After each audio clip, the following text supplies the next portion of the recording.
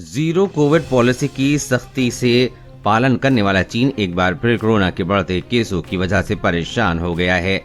स्थिति इतनी विस्फोटक हो चुकी है कि अब फिर कई इलाकों में लॉकडाउन लग चुका है और लोगों पर कई तरह की पाबंदियां हैं। इस समय चीन में ओमिक्रॉन का सब वेरिएंट BA.2 मामलों में तेजी लाकर आया है।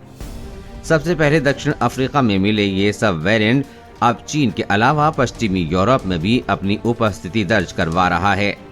विश्व स्वास्थ्य संगठन मानता है कि BA.2 के पास ग्रोथ एडवांटेज जरूर है, लेकिन ये ज्यादा घातक नहीं है।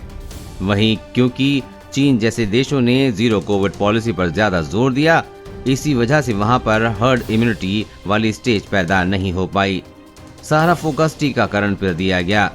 इसके अलावा वैक्सीन को लेकर कुछ भ्रामक खबरें भी वहां वायरल रही हैं। उसका असर भी चीन में देखने को मिल गया है। भारत में आएगी कोरोना की एक और लहर।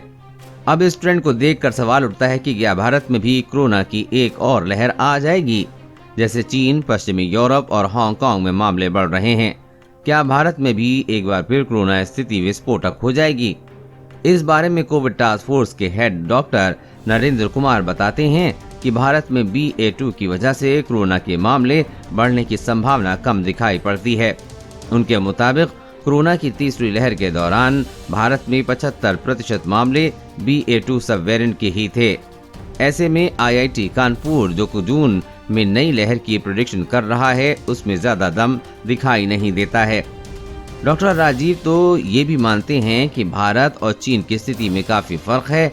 उन्होंने कहा कि भारत में इन्फेक्शन, री-इन्फेक्शन और ब्रेक थ्रू इन्फेक्शन काफी देखने को मिला है।